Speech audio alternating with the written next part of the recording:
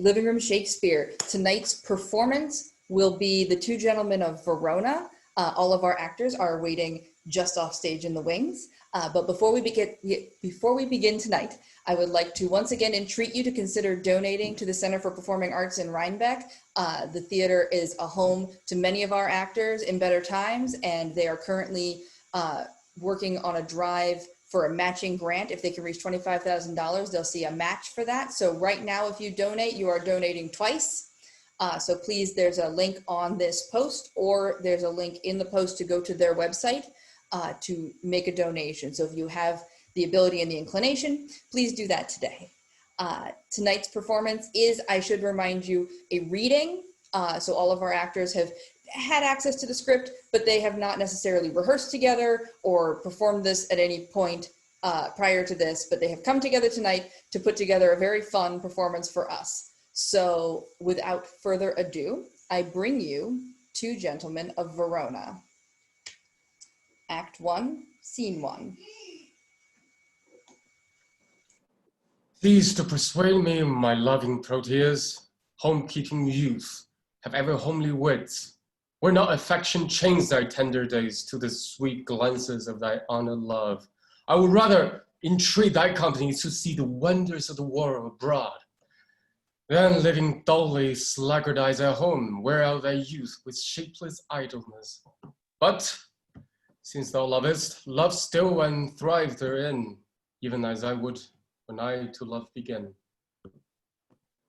Wilt thou be gone? Sweet Valentine, adieu. Think on thy Proteus when thou haply seest some rare noteworthy object in thy travel. Wish me partaker in thy happiness when thou dost meet good hap.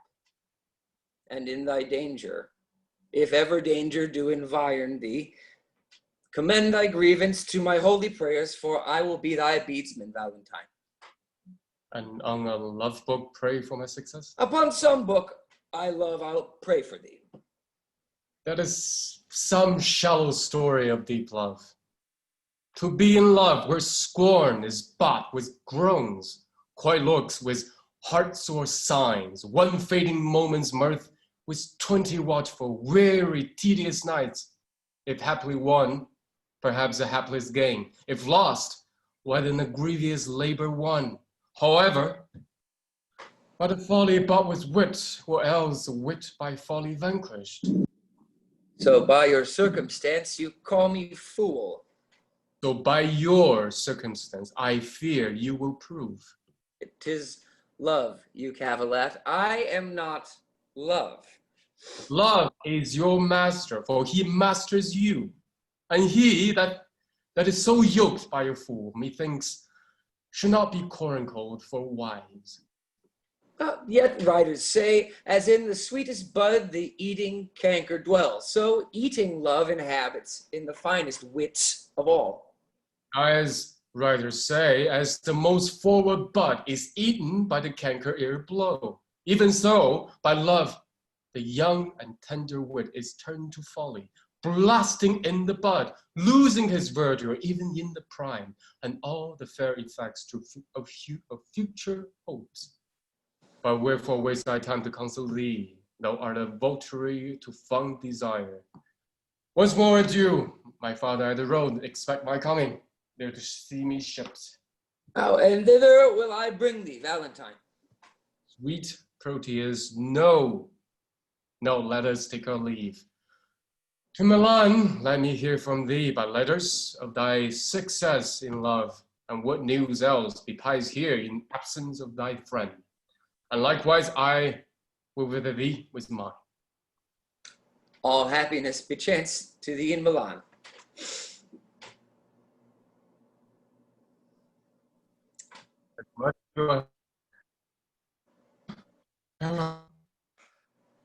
He after honor hunts, I after love.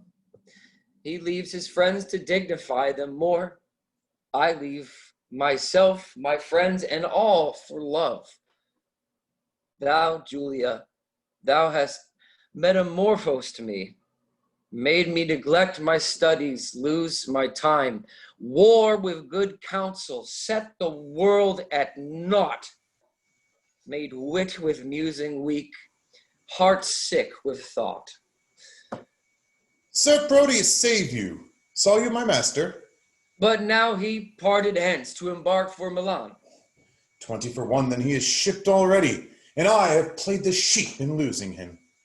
Indeed, a sheep doth very often stray, and if the shepherd be a while away. You conclude that my master is a shepherd, then, and I a sheep? I do. Why, then, my horns are his horns, whether I wake or sleep. A silly answer, and fitting well a sheep. This proves me still a sheep. True, and thy master a shepherd. Nay, that I can deny by a circumstance. It shall go hard, but I'll prove it by another. The shepherd seeks the sheep, and not the sheep the shepherd, but I seek my master, and my master seeks not me. Therefore, I am no sheep.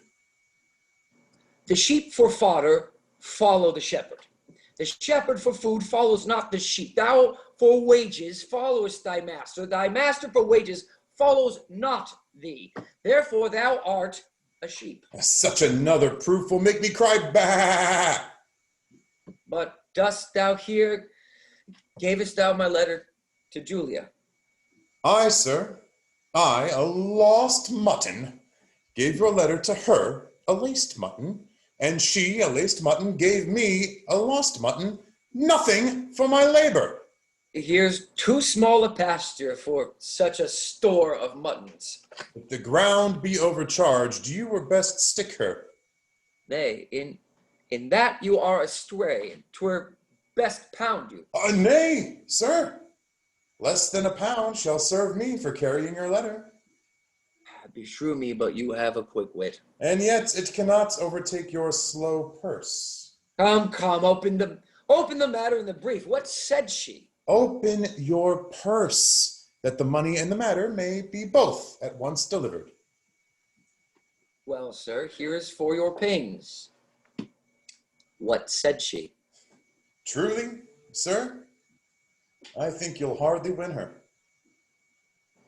Why couldst thou perceive so much from her? Sir, I could perceive nothing at all from her. No, not so much as a ducat for delivering your letter. And being so hard to me that brought your mind, I fear she'll prove as hard to you in telling your mind. Give her no token but stones, for she is hard as steel. What said she? Nothing? No, not so much as, take this for thy pains. To testify your bounty, I thank you, you have test-turned me. In requital whereof, henceforth carry your letters yourself. And so, sir, I'll commend you to my master. Go, be gone to save your ship from wreck, which cannot perish, having thee aboard, being destined to a drier death on shore.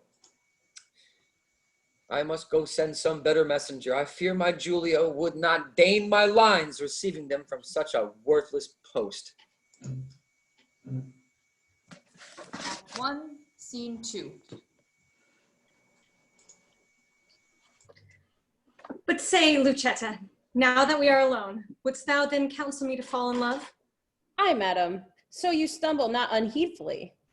Of all the fair resorts of gentlemen that every day with parle encounter me, in thy opinion, which is worthiest of love? Please, you repeat their names. I'll show my mind according to my shallow, simple skill.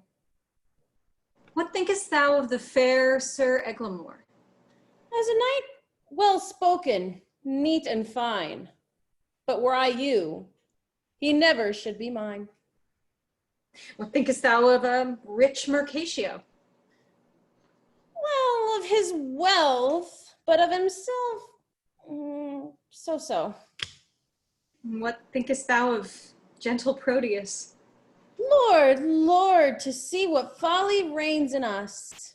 How now? What means this passion at his name? Pardon, dear madam, 'tis a passing shame that I, unworthy body as I am, should censure thus unlovely gentlemen. Why not on Proteus as all the rest? Then thus, many good I think him best. Your reason? I have no other, but a woman's reason. I think him so because I think him so. And wouldst thou cast my love on him? Aye, if you thought of your love not cast away. Why, he of all the rest hath never moved me. Yet he, of all the rest, I think, best loves ye. Well, his speaking shows his love but small. Fire that's closest Kips burns most of all. They do not love that do not show their love. Oh, they love least, then let men know their love. I would I knew his mind. Pursue this paper, madam. Peruse this paper, madam. To Julia. Say, from whom? That the contents will show. Say, who gave it thee? Valentine's page, and sent, I think, from Proteus. He would have given it to you, but I, being in the way, did in your name receive it. Pardon the fault, I pray. Now, by my modesty, a goodly broker. Dare you to presume to harbor wanton lines, to whisper and conspire against my youth?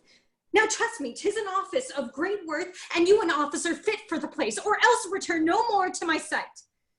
To plead for love deserves more fee than hate. Will ye be gone? That you may ruminate.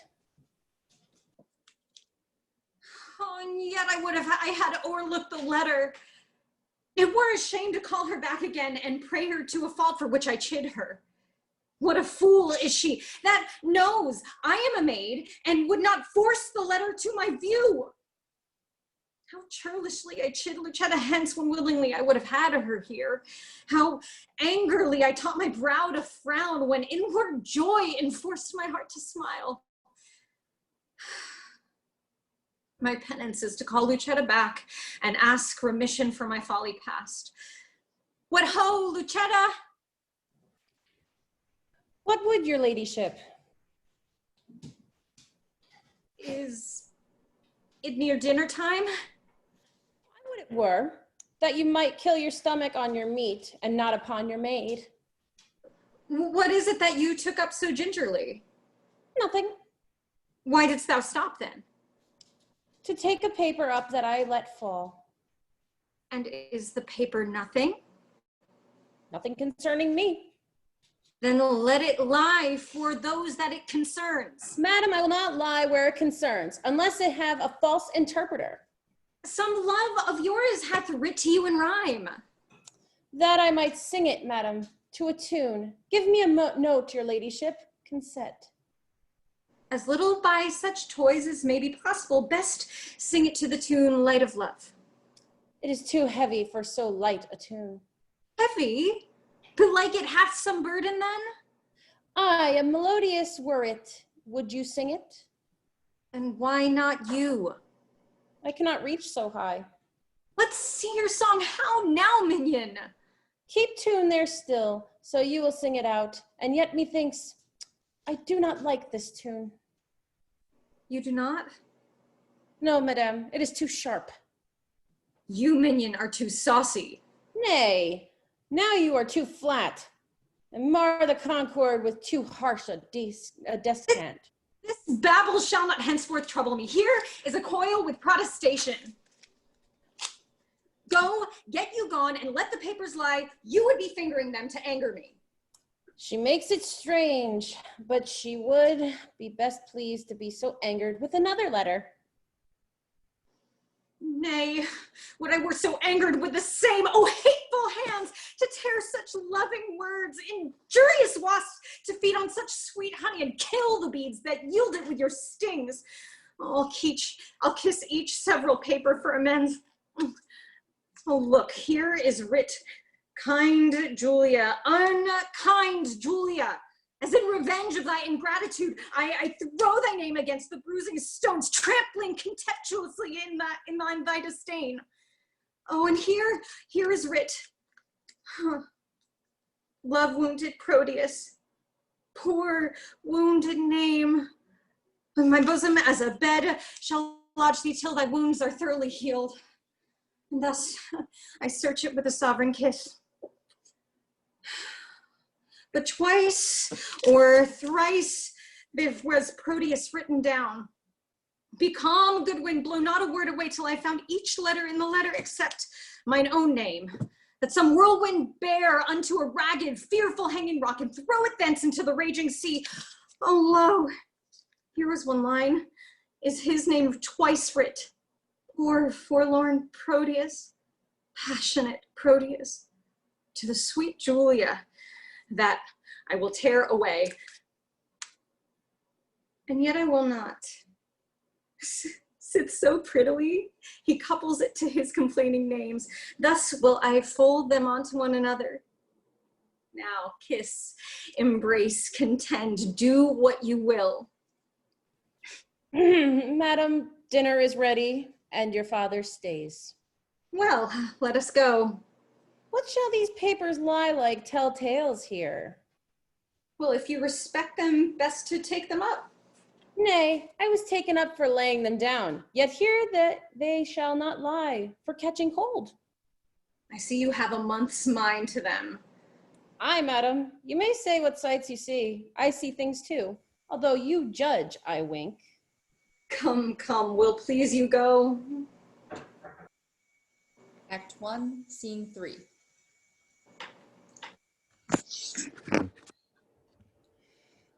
Tell me, Panthino, what sad talk was that wherewith my brother held you in the cloister? 'Twas of his nephew Proteus, your son. Why, what of him? He wondered that your lordship would suffer him to spend his youth at home, while other men of slender reputation put forth their sons to seek preferment out, some to the wars to try their fortune there, some to discover islands far away, some to the studious universities. For any or for all of these exercises, he said that Proteus your son was meet, and did request me to importune you to let him spend his time no more at home, which would be great impeachment to his age, and having known no travel in his youth. Nor needst thou much importune me to that, whereon this month I have been hammering. I have considered well his loss of time, and how he cannot be a perfect man, not being tried and tutored in the world. Experience is by industry achieved and perfected by the swift course of time. And tell me, whither were I best to send him? I think your lordship is not ignorant how his companion, youthful Valentine, attends the emperor in his royal court. I know it well. 'Twere good, I think, your lordship sent him thither. There shall he practice tilts and tournaments, hear sweet discourse, converse with noblemen, and be an eye of every exercise, worthy his youth and nobleness of birth. I like thy counsel. Well hast thou advised. And that thou mayest perceive how well I like it, the execution of it shall make known. Even with the speediest expedition, I will dispatch him to the emperor's court. Tomorrow, may it please you, Don Alfonso, with other gentlemen of good esteem, are journeying to salute the emperor and to commend their service to his will. Good company. With them shall Proteus go, and in good time. Now we will break with him. Sweet love, sweet lines, sweet life. Here is her hand, the agent of her heart. Here is her oath for love, her honor's pawn. Oh, that our fathers would applaud our loves to seal our happiness with their consents. Oh, heavenly Julia. How now? What letter are you reading there? May it please your lordship, 'tis a word or two of commendation sent from Valentine, delivered by a friend that came from him. Lend me that letter. Let me see what news. There is no news, my lord, but that he writes how happily he lives, how well beloved and daily graced by the emperor, wishing me with him partner of his fortune. And how stand you affected to his wish? As one relying on your lordship's will and not depending on his friendly wish. My will is something sorted with his wish. Muse not that I suddenly proceed. For what I will, and there an end. I am resolved that thou shalt spend some time with Valentine in the emperor's court. What maintenance he from his friends receives, like exhibition thou shalt have from me. Tomorrow, be in readiness to go. Excuse it not, for I am peremptory. My lord, I cannot be so soon provided. Please you, deliberate a day or two. Look, what thou wants can be sent after thee. No more of stay. Tomorrow thou must go. Come on, Panthino, you shall be employed to hasten on his expedition. Thus have I shunned the fire for fear of burning, and drenched me in the sea where I am drowned. I feared to show my father Julia's letter, lest he should take exceptions to my love. And with the vantage of my own excuse hath he accepted most against my love. Oh, how this spring of love resembleth the uncertain glory of an April day, which now shows all the beauty of the sun, and by a cloud takes all away. So Proteus, your father calls for you. He is in haste. Therefore, I pray you to go. Why, it is. My heart accords thereto, and yet 1,000 times it answers no. Act 2, Scene 1. Sir, your glove?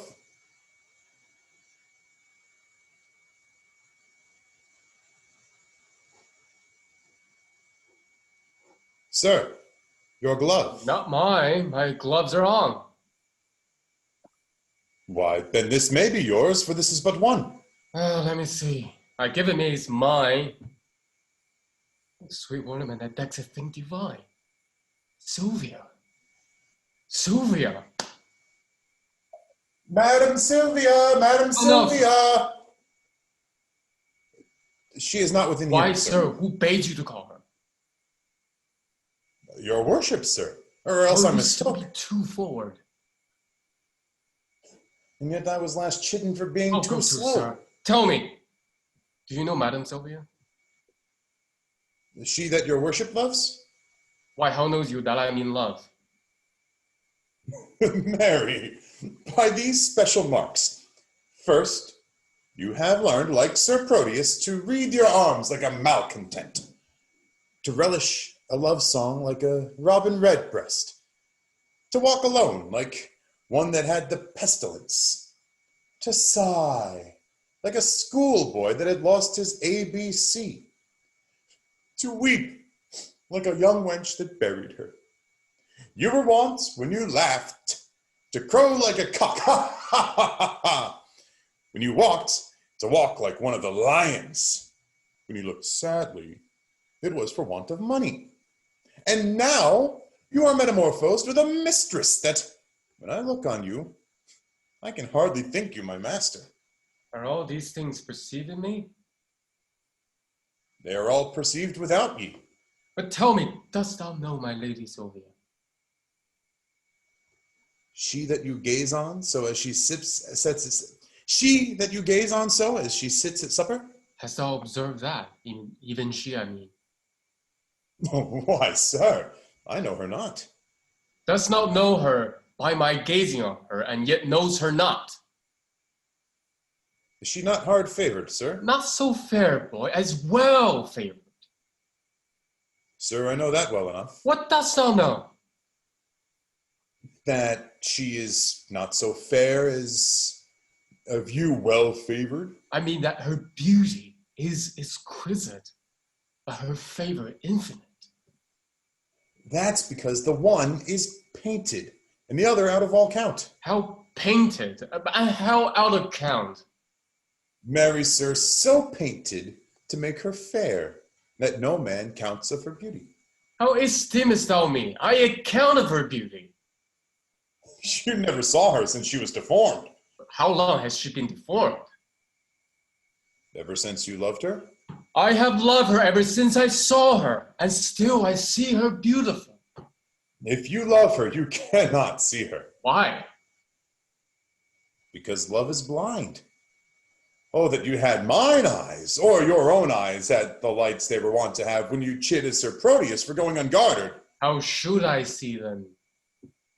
Your own present folly, and her passing deformity. For he, being in love, could not see to garter his hose, and you, being in love, cannot see to put on your hose. Belike, boy, then, you are in love, for last morning you could not see to wipe my shoes. True, sir, I was in love with my bed. I thank you. You swinged me for my love, which makes me the bolder to chide you for yours. In conclusion, I stand affected by her. I would you were set, so your affection would cease. Last night she enjoined me to write some lines to one she loves. And have you? I have. Are they not lamely writ? No, boy, but as well as I can do them. Peace, peace. Here she comes. Oh, excellent motion, oh, exceeding puppet! Now will he interpret to her. Madam, my mistress, 1,000 good morrows. Oh, give ye good even. Here's 1,000,000 of manners. Sir Valentine and your servant to you 2,000. He should give her interest, and she gives it him.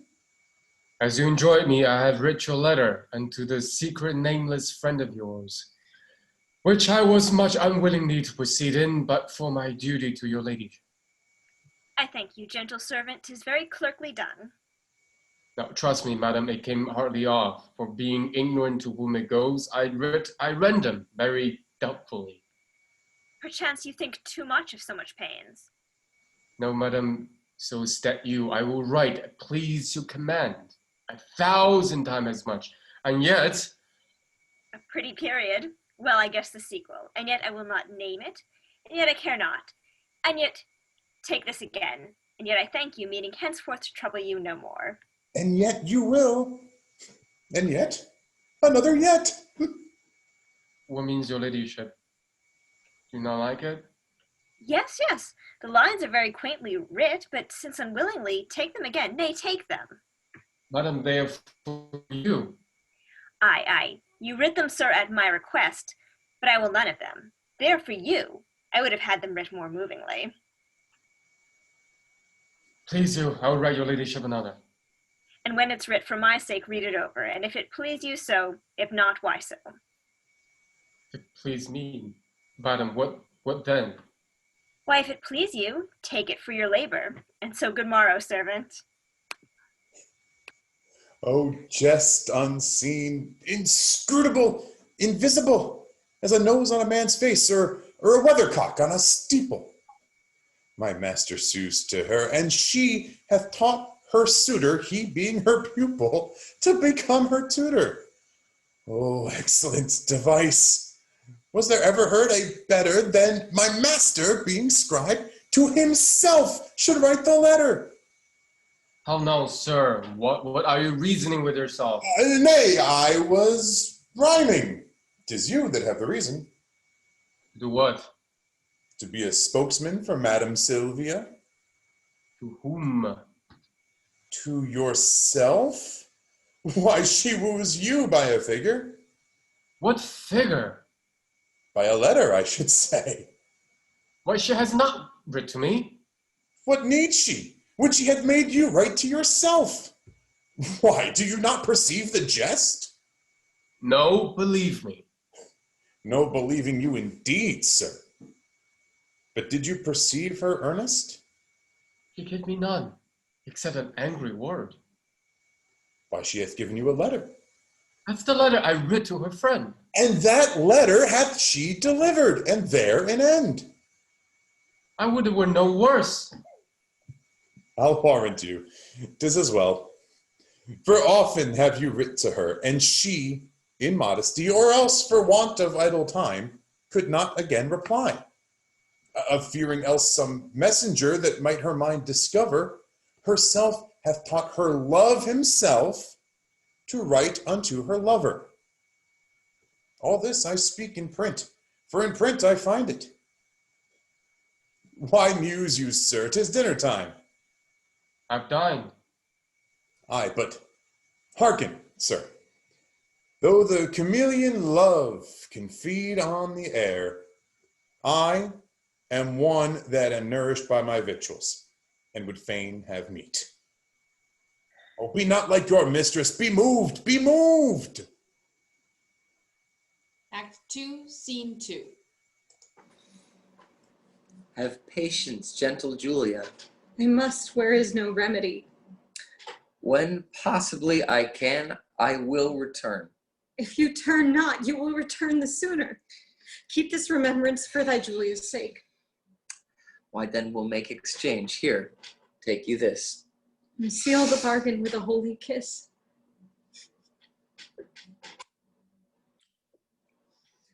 Here's my hand for my true constancy. And when that hour o'erslips me in the day, wherein I sigh not, Julia, for thy sake, the next ensuing hour for some foul mischance torment me for my love's forgetfulness. My father stays my coming.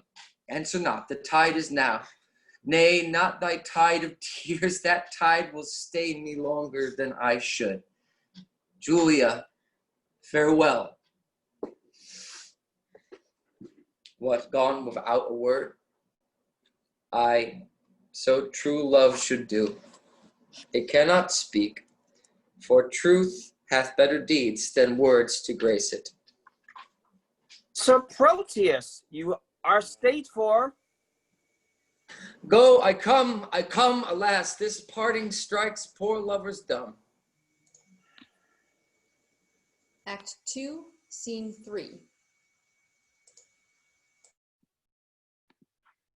Nay, 'twill be this hour ere I have done weeping.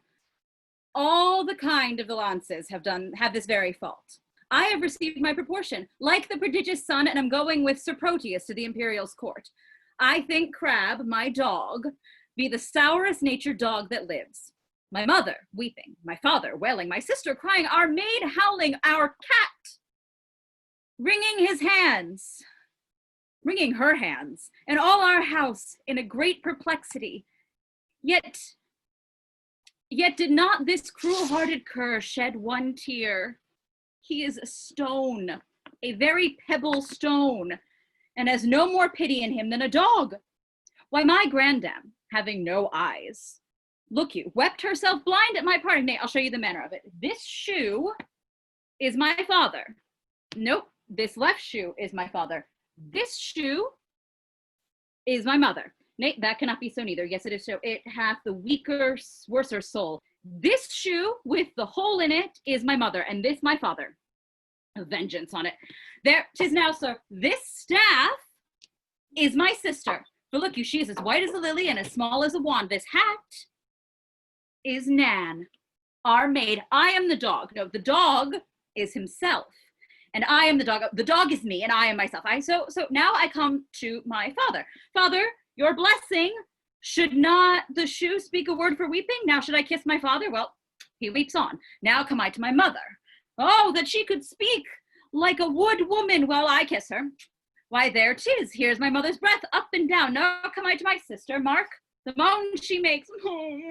Now the dog all this while sheds not a tear nor speaks a word, but see how I lay the dust with my tears. Launce, away, aboard! Thy master is shipped, and thou art to post after with oars. What's the matter? Why weepest thou, man? Away, ass! You'll lose the tide if you tarry any longer.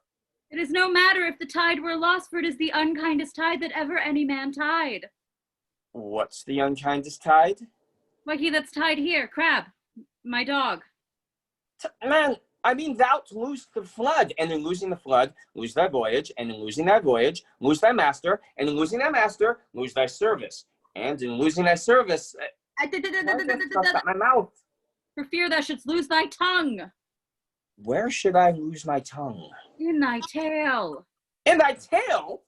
Lose the tide, and the voyage, and the master, and the service, and the tide. Why, man, if the river were dry, I am able to fill it with my tears. If the wind were down, I could drive the boat with my sighs. Come away, man. I was sent to call thee.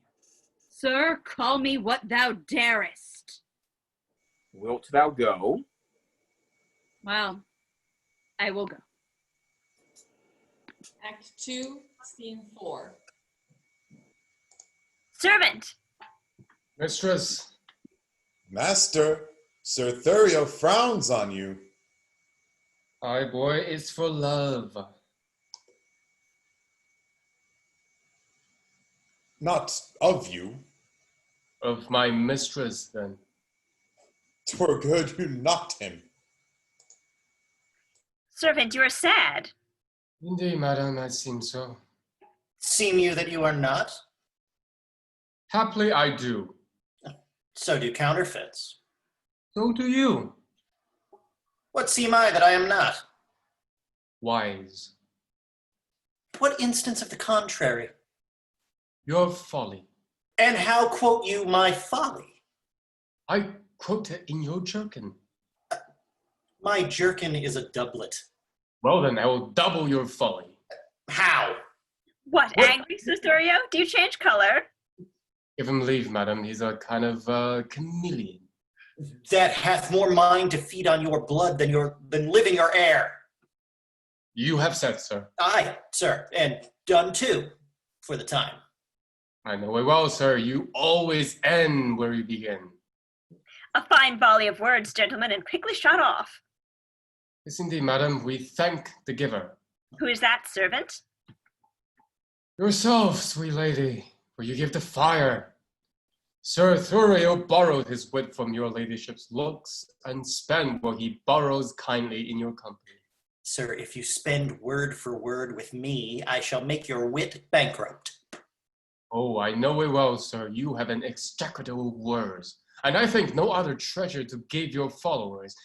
For it appears by their bare liveries that they live by your bare words. No more, gentlemen, no more. Here comes my father. Now, daughter Sylvia, you're in hard beset. Sir Valentine, your father's in good health. What say you to a letter from your friends of much good news? My lord, I will be thankful to any happy messenger from thence. Know ye Don Antonio, your countryman? Aye, my good lord, I know the gentleman to be of worth and worthy estimation, and not without desert, so well reputed. Hath he not a son? Aye, my good lord, a son that well deserves the honor and regard of such a father. You know him well? I know him as myself, and from our infancy we have conversed and spent our hours together, and though myself have been an idle truant, yet has Sir Proteus, for that's his name, make use and fair advantage of his days. His years were young, but his experience old. His head mellowed, but his judgment ripe. And in a word, so far, for far behind his worth, comes all the praises that I now bestow. He is complete in feature and in mind, with all good grace to grace a gentleman. Be sure me, sir. But if he make this good, he is as worthy for an empress love. As meet to an emperor's counselor, well, sir, this gentleman has come to me with commendation from great potentates, and here he means to spend his time a while. I think 'tis no unwelcome news to you. Should I have wished to think it would be he? Welcome him then according to his word. Sylvia, I speak to you, and you, Sir Thurio. For Valentine, I need not cite him to it. I will send him hither to you presently. This is the gentleman I told your ladyship had come along with me, but that his mistress did hold his eyes locked in her crystal looks. Belike that now she hath enfranchised them upon some other pawn for fealty. Nay, sure, I think she holds them prisoners still. Nay, then he should be blind, and being blind, how could he see his way to seek out you? Why, lady, love has 20 pairs of... They say that love hath not an eye at all. To see such lovers, Thurio, as yourself, upon a homely object, love can wink. Have done, have done. Here comes the gentleman. Welcome, dear Proteus. Mistress, I beseech you, confirm his welcome with some special favor. His worth is warrant for his welcome hither, if this be he you often wish to hear from. Mistress, it is. Sweet lady, entertain him to be my fellow servant to your ladyship. Too low a mistress for so high a servant. No, not so, sweet lady, but too mean a servant to have a look of such a worthy mistress. Oh, leave out discourse of disability. Sweet lady, entertainment for your servant.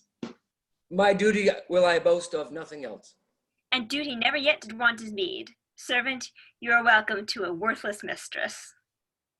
I'll die on him that says so but yourself, Then you are welcome? that you are worthless.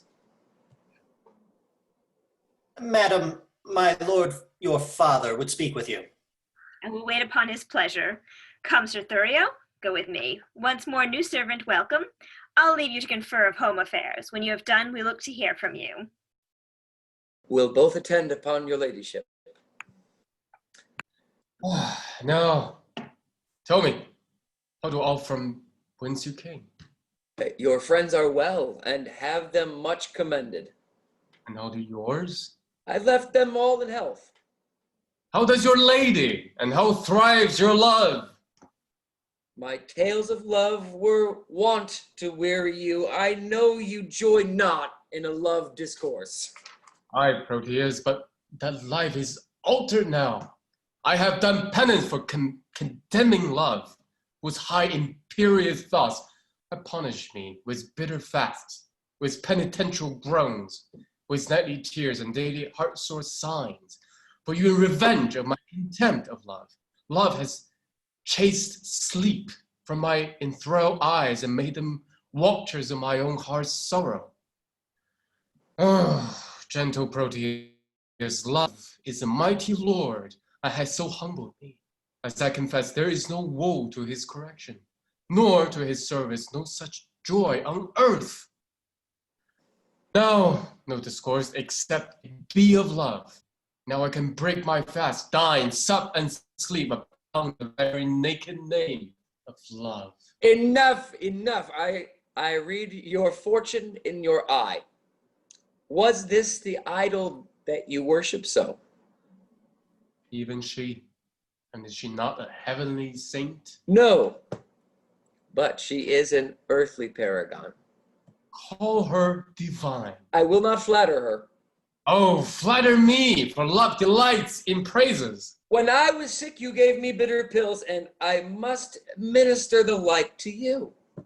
Then speak the truth by her, if not divine, yet let her be a principality, sovereign to all creatures on the earth. Except my mistress. As sweet, except not any, except thou wilt accept against my love. Have I not reason to prefer mine own? And I will help thee to prefer her too. She shall be dignified with this high honor to bear my lady's train, lest the base earth should for vesture chance to steal a kiss, and of so great a favor, growing proud, disdain to root the summer swelling flower, and make rough winter everlasting. Why, Valentine, what braggartism is this? Oh, right, pardon me, Proteus. All I can is nothing to her whose worth makes other things nothing. She is alone. Then let her alone. Not for the world. Why, man, she's my own. And I as rich in having such a jewel as 20 seas, if all their sand were pearl, the water nectar, and all the rocks pure gold. My foolish rival that her father likes only for his possessions are so huge, is gone with her along, and I must after. Her love, thou knowest, is full of jealousy. But she loves you. Aye, and we are betrothed. Nay, no more.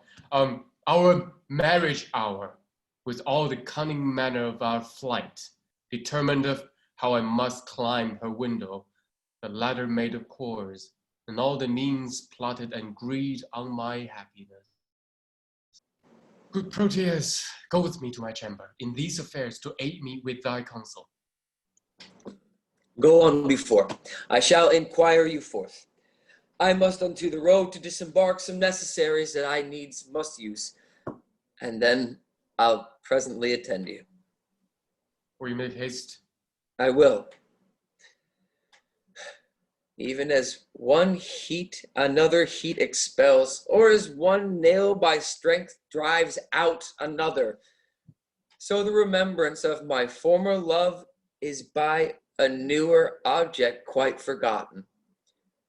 Is it mine or Valentine's praise, her true perfection, or my false transgression that makes me reasonless to reason thus?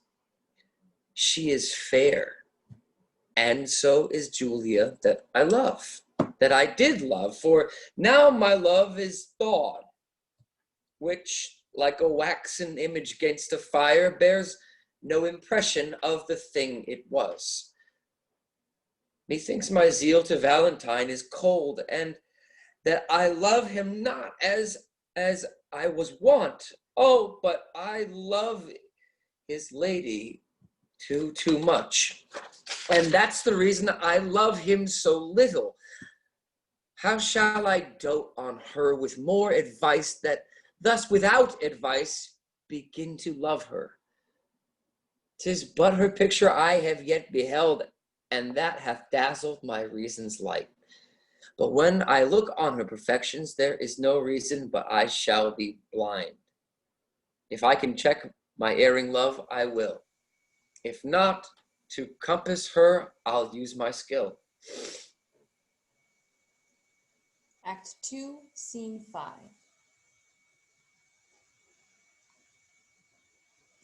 Lords, by mine honesty, welcome to Milan. Forswear not thyself, sweet youth, for I am not welcome. I reckon this always, that a man is never undone till he be hanged, nor never welcome to a place till some certain shot be paid, and the hostess say, welcome! Come on, you madcap.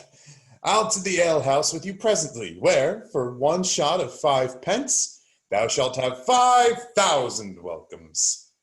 But, sirrah, how did thy master part with Madame Julia? Marry, after they closed in earnest, they parted very fairly in jest. But shall she marry him? No. How then? Shall he marry her? No, neither. What, are they broken? Nope, they're both as whole as a fish. Why then, how stands the matter with them? Marry thus. When it stands well with him, it stands well with her. Oh, what an ass art thou! I understand thee not. Block art thou that thou canst not. My staff understands me. What thou sayest? Aye, and what I do, too. Look, thee, I'll but lean, and my staff understands me. It stands under thee, indeed.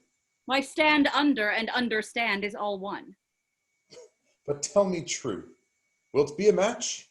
Ask my dog. If he say aye, it will. If he say no, it will. If he shake his tail and say nothing, it will. The conclusion is then that it will. Thou shalt never get such a secret from me, but by a parable. 'Tis well that I get it so. But, Launce, how sayest thou that my master has become a notable lover? I never knew him otherwise. Then how? A notable lubber, as thou reportest him to be. Why, thou horse and ass, thou mistakest me. Why, fool, I meant not thee, I meant thy master. I tell thee, my master has become a hot lover. Why, I tell thee, I care not though he burn himself in love. If thou wilt, go with me to the alehouse. At thy service. Act 2, Scene 6. To leave my Julia shall I be forsworn. To love fair Sylvia shall I be forsworn. To wrong my friend shall I be forsworn. And even that power which gave me my first oath provokes me to this threefold perjury. Love bade me swear, and love bids me forswear. O sweet suggesting love, if thou hast sinned, teach me thy tempted subject to excuse it. At first I did adore a twinkling star, but now I worship a celestial sun. Unheedful vows may heedfully be broken, and he wants wit that once resolved will to learn his wit to exchange the bad for better. Julia I lose, and Valentine I lose. If I keep them, I needs must lose myself. If I lose them, thus find I by their loss, for Valentine myself, for Julia Sylvia. I will forget that Julia is alive, remembering that my love to her is dead. And Valentine I'll hold an enemy, aiming at Sylvia as a sweeter friend. I cannot now prove constant to myself without some treachery used to Valentine. This night he meaneth with a corded ladder to climb celestial Sylvia's chamber window, myself in counsel, his competitor. Now presently I'll give her father notice of their disguising and pretended flight, who all enraged will banish Valentine. For Thurio he intends shall wed his daughter. But Valentine being gone, I'll quickly cross by some sly trick, blunt Thurio's dull proceeding. Love, lend me wings to make my purpose swift, as thou hast lent me wit to plot this drift. Act 2, Scene 7. Counsel, Lucetta, gentle girl, assist me. And even in kind love, I do conjure thee to lesson me and tell me some good mean how, with my honor, I may undertake a journey to my loving Proteus. Alas, the way is wearisome and long. A true devoted pilgrim is not weary to measure kingdoms with his feeble steps.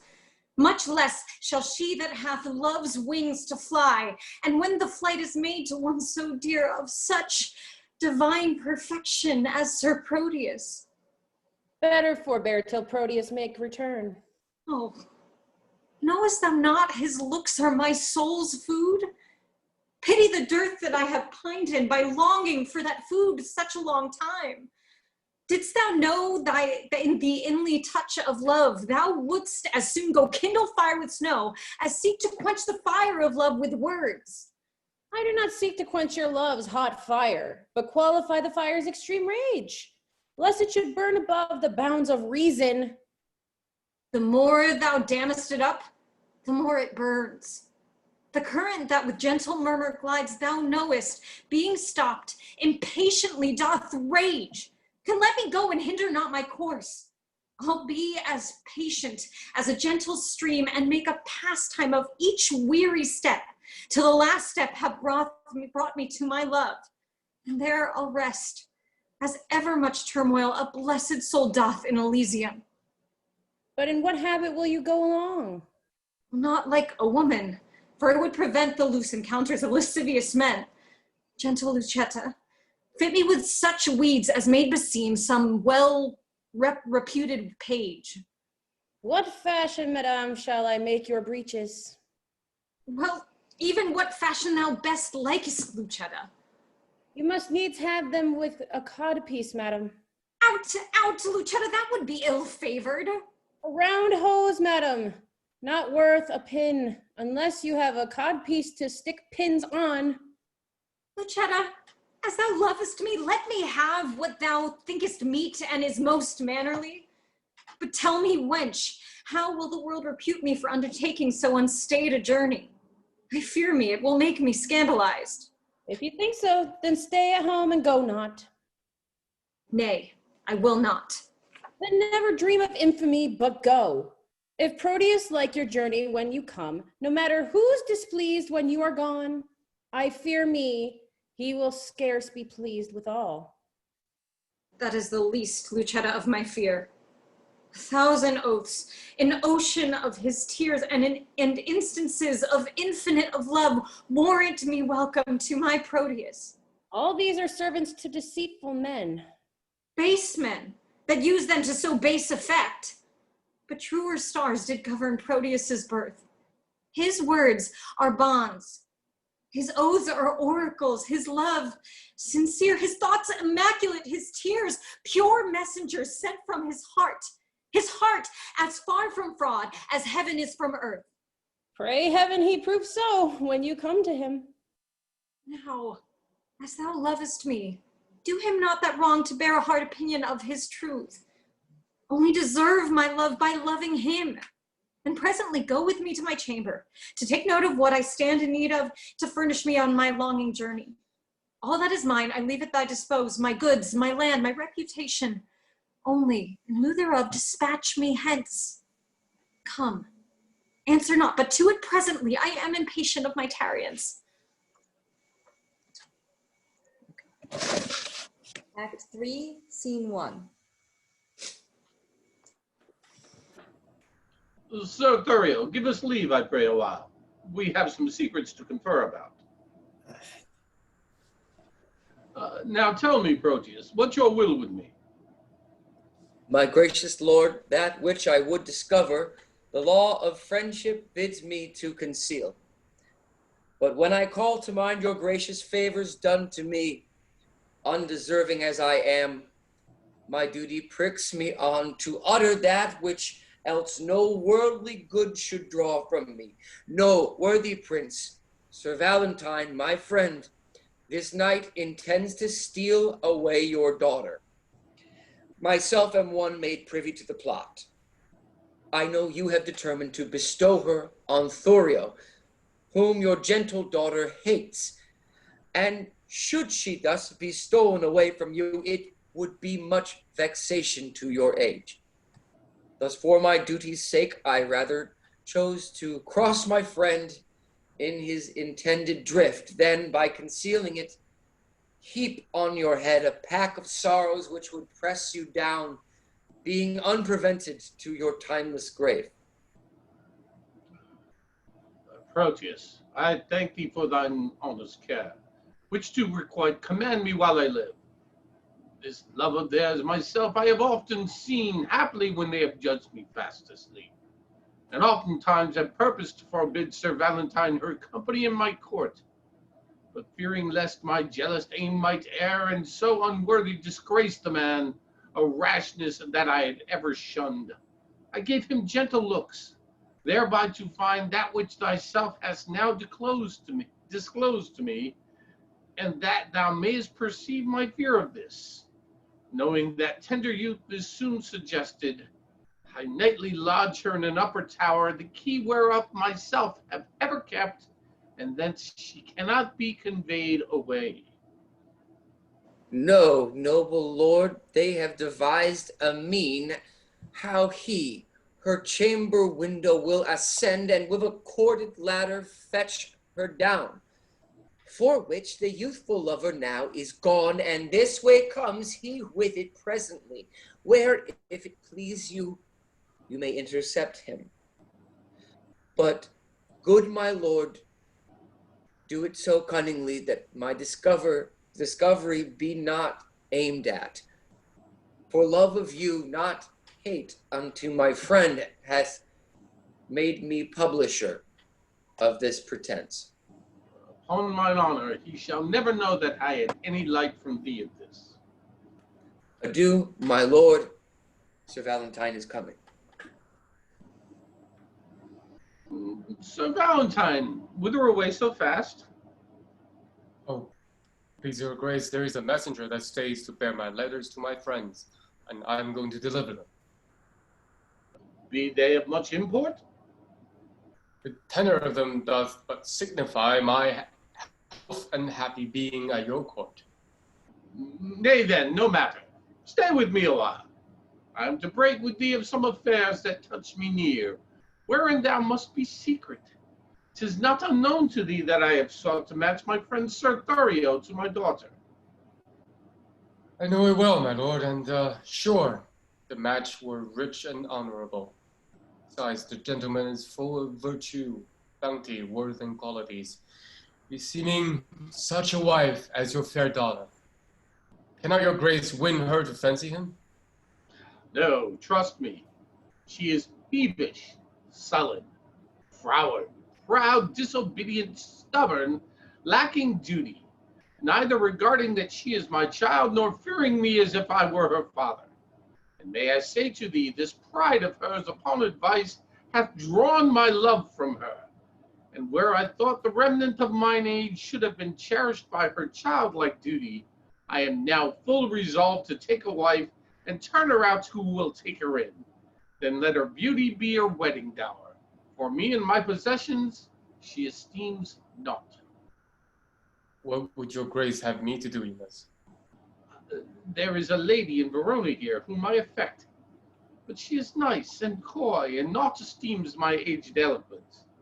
Now therefore I would have thee to my tutor, for long agog I have forgot to court. Besides, the fashion of the time is changed. How and which way I bestow myself to be regarded in her sun-bright eye. Win her with gifts, if she respect not words. Dumb jewels often in their silent kind, more than quick words to move a woman's mind. But she did to scorn a present that I sent her. A woman sometimes scorns what best contents her. Send her another, never give her over. For scorn at first makes after love demur. Flatter and praise, command, extol their graces. Though never so black, say they have angels' faces. That man has a tongue, I say, is no man if his tongue cannot win a woman. But she, is promised by her friends unto a youthful gentleman of worth, and kept severely from resort of men, that no man hath access by day to her. Why then I would resort to her by night. Aye, but the doors be locked and keys be kept safe, that no man hath recourse her by night. What lights but one may enter at her window? Her chamber is aloft, far from the ground, and built so shelving that one cannot climb it without apparent hazard of his life. Why then, a ladder, quaintly made of cords, to cast up, and with a pair of anchoring hooks, would serve to scale another hero's tower. So bold Leander would venture it. Now, as thou art a gentleman of blood, advise me where I might have such a ladder. When would you use it, pray, sir? Tell me that. This very night. For love is like a child that longs for everything that he can come by. By 7 o'clock, I will get you such a ladder. But hark thee, I will go to her alone. How shall I best convey the ladder thither? It will be light, my lord, that you may bear it under a cloak that is of any length. A cloak as long as thine will serve the turn?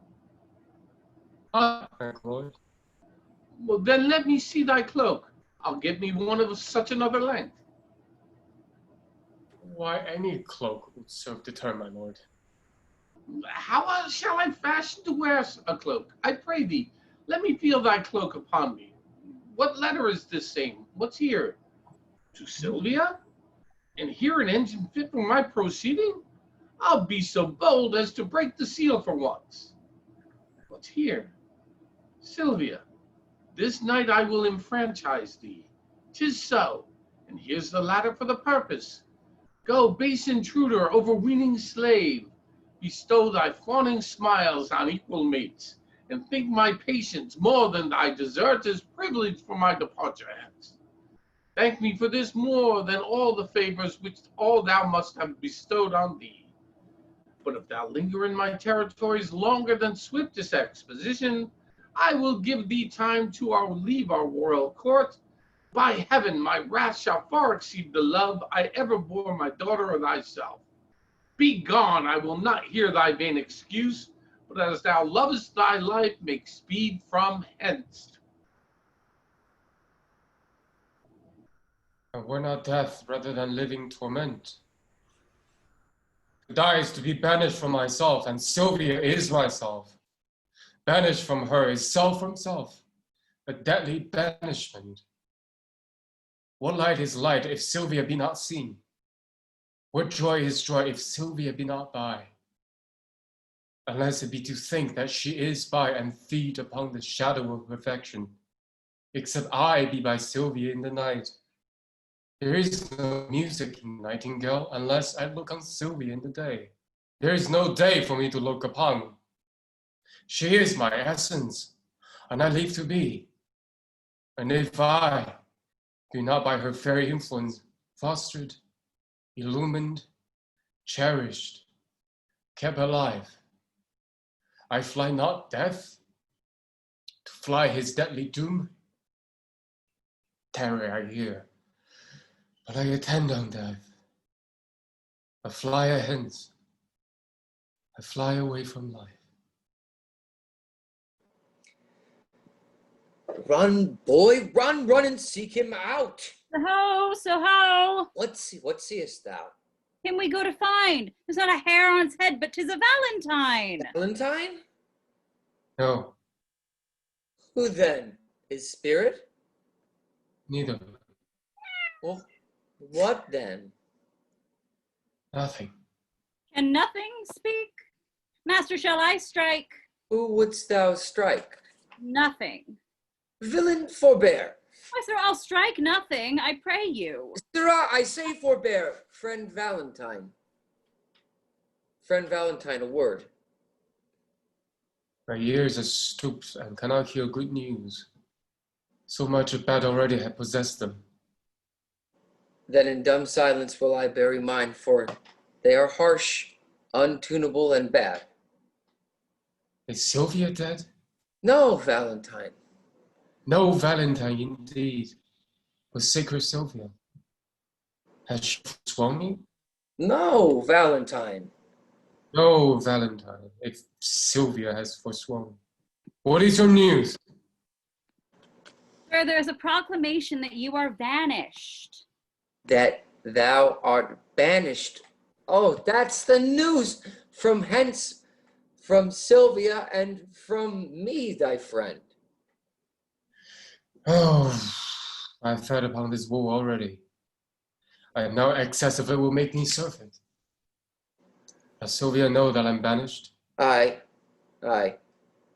And she hath offered to the doom, which unreversed stands in effectual force, a sea of melting pearl which some call tears. Those at her father's churlish feet she tendered. With them upon her knees, her humble self, wringing her hands whose whiteness so became them, as if but now they waxed pale for woe. But neither bended knees, pure hands held up, sad sighs, deep groans, nor silver shedding tears could penetrate her uncompassionate sire. But Valentine, if he be ta'en, he must die. Besides, her intercession chafed him so, when she for thy repeal was suppliant, that to close prison he commanded her, with many bitter threats of biding there.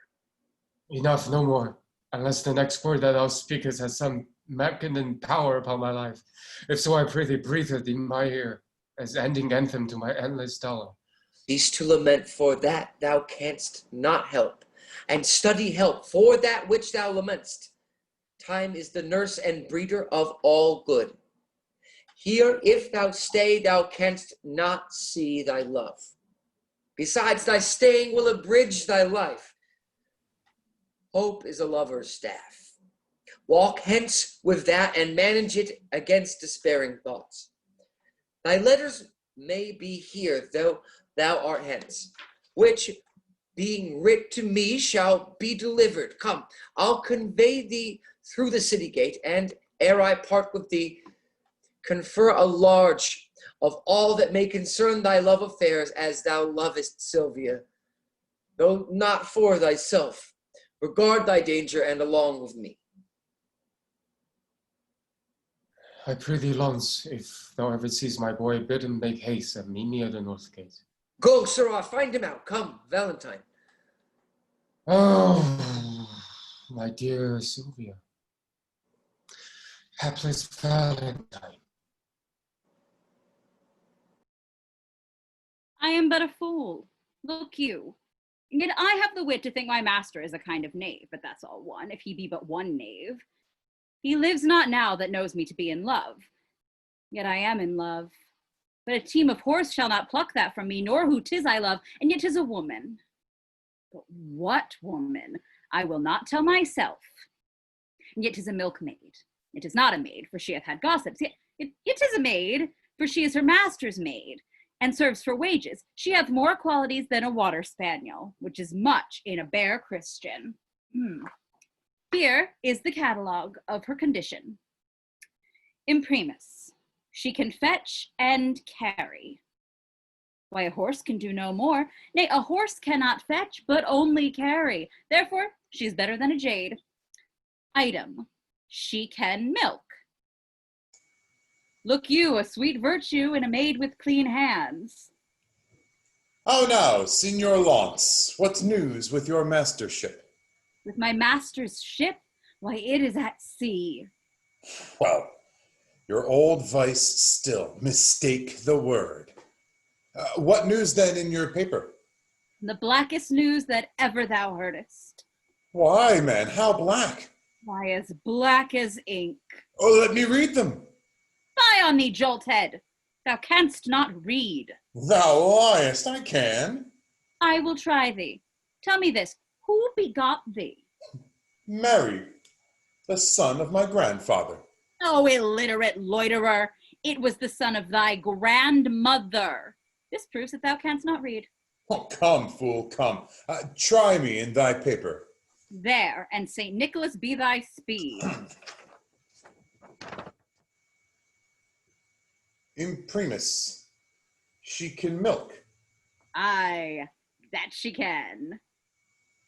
Item, she brews good ale. And thereof comes the proverb, blessing of your heart, you brew good ale. Item, she can sew. That's as much as to say, can she sew? Item, she can knit. What need a man care for a stock with a wench when she can knit him a stock?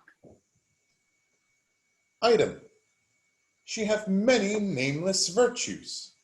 That's as much to say, bastard virtues, that indeed know not their fathers, and therefore have no names. Here follow her vices. Growth at the heels of her virtues. Item, she is not to be kissed fasting in respect of her breath. That fault may be mended with a breakfast. Read on. Item, she hath a sweet mouth. That makes amends for her sour breath. Item, she is slow in words. Oh, villain, that set this down among her vices. To be slow in words is a woman's only virtue. I pray thee out with it, and place it for her chief virtue. Item, she is proud. Out with that too. It was Eve's legacy and cannot be taken from her. Item, she hath no teeth. I care not for that neither, because I love crusts. Item, she is cursed. Well, the best is she hath no teeth to bite.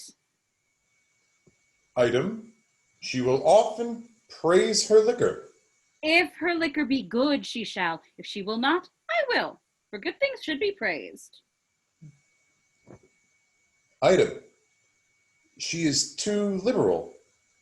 Of her tongue she cannot, for that's writ down she is slow of. Of her purse she shall not, for that I'll keep shut. Of another thing she may, and that cannot I help. Well, proceed. Item, she hath more hair than wit, and more faults than hairs, and more wealth than faults. Stop there. I'll have her. She was mine and not mine, twice or thrice in that last article. Rehearse that once more. Item, she hath more hair than wit. More than wit, it may be. I'll prove it. The cover of the salt hides the salt, and therefore it is more than the salt. The hair that covers the wit is more than the wit, for the greater hides the less. What next? And more faults than hairs. That's monstrous. Oh, that were out. and more wealth than faults. Well, that word makes the faults gracious. Well, I'll have her. And if it be a match, as nothing is impossible. What then? Why then will I tell thee that thy master stays for thee at the north gate. For me? For thee! Aye! Who art thou? He hath stayed for a better man than thee. And must I go to him? Thou must run to him, for thou hast stayed so long that going will scarce serve the turn. Why didst not tell me sooner? Pox of your love letters! Now will he be swinged for reading my letter, an unmannerly slave that will thrust himself into secrets. I'll after, to rejoice in the boy's correction.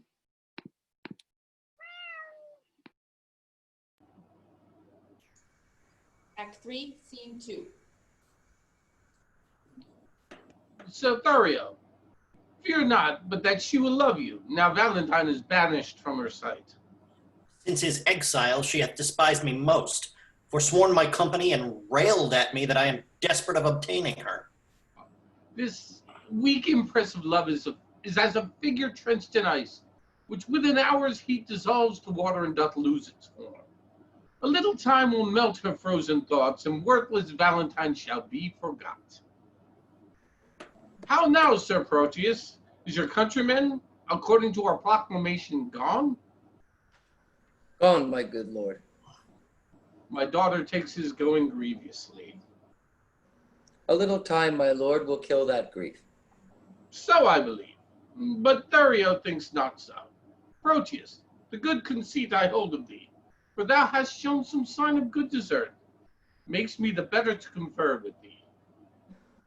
Longer than I prove loyal to your grace, let me not live to look upon your grace. Thou knowest how willingly I would effect the match between Sir Thurio and my daughter. I do, my lord. And also, I think, thou art not ignorant how she opposes her against at my will. She did, my lord, when Valentine was here. Aye, and perversely she perseveres so. What might we do to make the girl forget the love of Valentine and love Sir Thurio?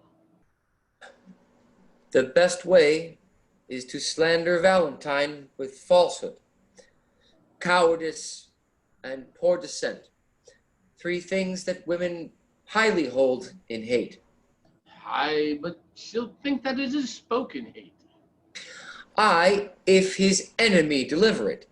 Therefore it must with circumstance be spoken by one whom she esteemeth as his friend. Ah, then you must undertake to slander him. And that, my lord, I shall be loath to do. 'Tis an ill office for a gentleman, especially against his very friend. Where your good word cannot advantage him, your slander never can endamage him. Therefore the office is indifferent, being entreated to it by your friend. You have prevailed, my lord, if I can do it, by aught that I can speak in his dispraise.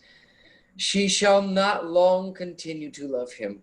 But say this weed her love from Valentine, it follows not that she will love Sir Thurio.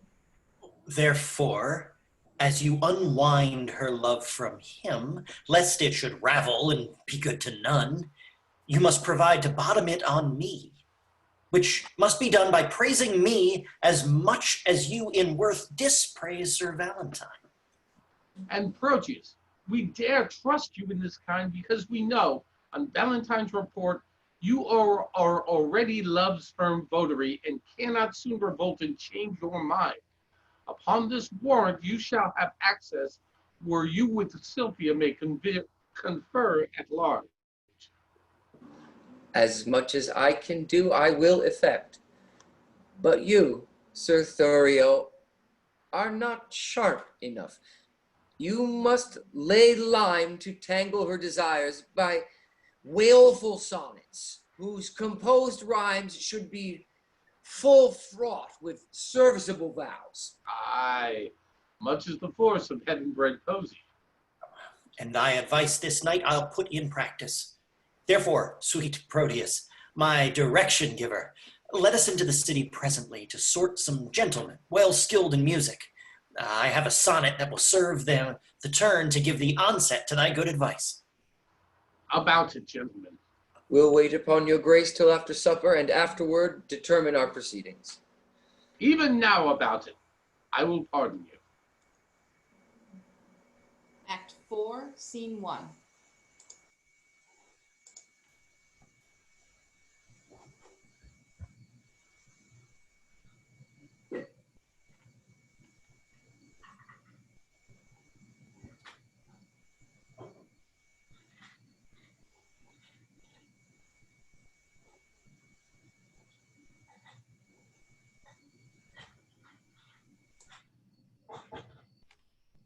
Fellows, stand fast. I see a passenger.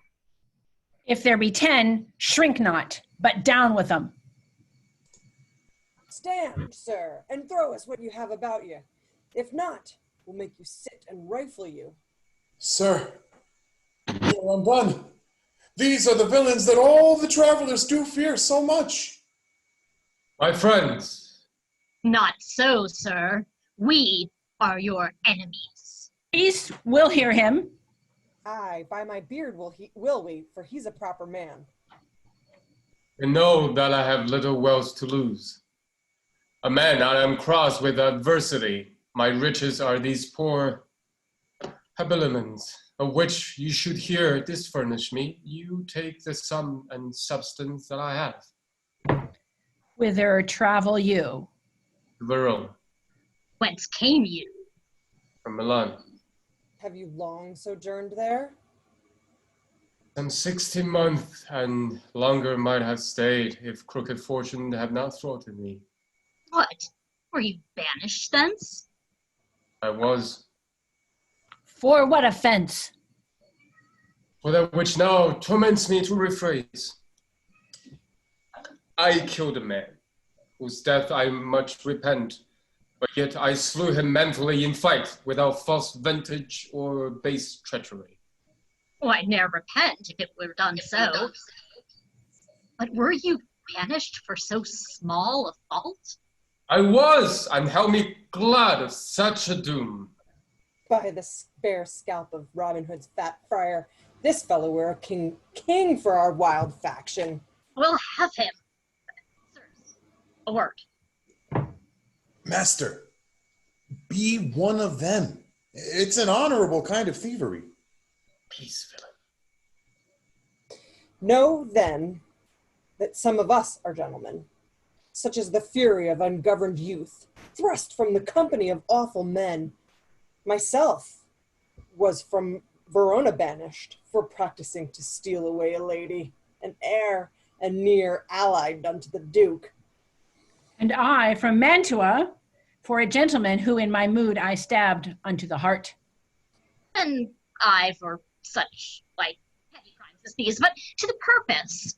For we cite our faults, that they may hold excused our lawless lives, and partly, seeing you are beautified with goodly shape and by your own report. Indeed, because you are a banished man, therefore above the rest, we parley to you. Are you content to be our general? To make a virtue of necessity and live as we do in this wilderness? But if thou scorn our courtesy, thou diest. Thou shalt not live to brag what we have offered. I take your offer and will live with you, provided that you do no outrages on silly women or poor passengers. No, we detest such vile, base practices. Come, go with us. We'll bring thee to our cruise, and show thee all the treasures we have got, which, with ourselves, all rest at thy dispose. Act 4, Scene 2. Already have I been false to Valentine, and now I must be as unjust to Thorio. Under the color of commending him, I have access my own love to prefer. But Sylvia is too fair, too true, too holy, to be corrupted by my worthless gifts. When I protest true loyalty to her, she twits me with my falsehood to my friend. When to her beauty I commend my vows, she bids me think how I have forsworn in breaking faith with Julia, whom I loved. And notwithstanding all her sudden quips, the least whereof would quell a lover's hope, yet spaniel-like, the more she spurns my love, the more it grows and fawneth on her still. But here comes Thurio, now must we to her window and give some evening music to her ear. How now, Sir Proteus? Are you crept before us? Aye, gentle Thurio, for you know that love will creep in service where it cannot go. Aye, but I hope, sir, that you love not here. Sir, but I do, or else I would be hence. Who? Sylvia? Aye, Sylvia, for your sake. Well, I thank you for your own. Now, gentlemen, let's tune and to it lustily a while.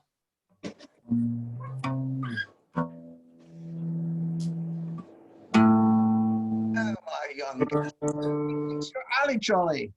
I pray you, why is it? Marry mine host, because I cannot be merry. Come, we'll have you merry. I'll bring you where you shall hear music and see the gentleman thee asked for. But shall I hear him speak? Aye, that you shall. That will be music.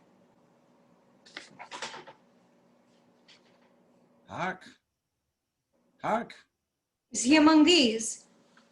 Aye, but peace, let's hear him. Who is Sylvia? What is she? That all our swains come in her. Holy, fair, and wise is she, the heaven such grace did lend her, that she might admired be. Is she kind as she is fair? For beauty lives with kindness. Love doth to eyes repair, to help him of his blindness.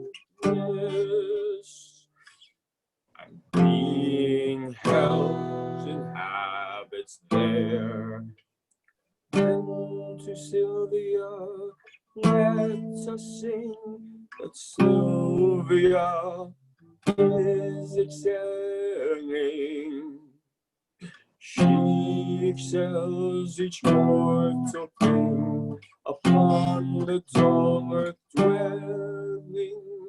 To her let us garlands bring. Oh, now, are you sadder than you were before? How do you, man? Music likes you not. You mistake. The musician likes me not. Why, my pretty youth? He plays false, father. How? Out of tune on the strings? Not so, but yet so false that he grieves my very heartstrings. Hark, what fine changes in the music. Aye, that changes the spite. You would have them always play but one thing? I would always have one play but one thing. But host, doth this Sir Proteus that we talk on often resort unto this gentlewoman? I'll tell you what Launce's man told me. He loved her out of her own neck. Where is Launce? Gone to seek his dog, which tomorrow, by his master's command, he must carry for a present to his lady. A peace, stand aside, the company parts. Sir Thurio, fear not you. I will so plead that you shall say my cunning drift excels. Where meet we? At St. Gregory's Well. Farewell. Madam, good even to your ladyship. I thank you for your music, gentlemen. Who is it that spake? One lady, if you knew his pure heart's truth, you would quickly learn to know him by his voice. Sir Proteus, as I take it. Sir Proteus, gentle lady, and your servant. What is your will? That I may compass yours. You have your wish. My will is even this, that presently you hie you home to bed, thou subtle, perjured, false, disloyal man. Thou think'st I am so shallow, so conceitedless to be seduced by thy flattery, that has deceived so many with thy vows. I grant, sweet love, that I did love a lady, but she is dead. 'Twere false if I should speak it, for I am sure she is buried. Say that she be, yet Valentine thy friend survives, to whom thyself art witness I am betrothed. And art thou not ashamed to wrong him with thy importunacy? I likewise hear that Valentine is dead. And so suppose am I, for in his grave assure thyself my love is buried. Sweet lady, let me rake it from the earth. Go to thy lady's grave and call hers thence, or at the least in her sepulchre thine. You heard not that? Madam, if your heart be so obdurate, vouchsafe me yet your picture for my love. For since the substance of your perfect self is else devoted, I am but a shadow, and to your shadow will I make true love. If 'twere a substance, you would sure deceive it, and make it but a shadow as I am. I am very loath to be your idol, sir. Since your falsehood shall become you well, to worship shadows and adore false shapes, send to me in the morning, and I'll send it. And so good rest. As wretches have o'ernight that wait for execution in the morning.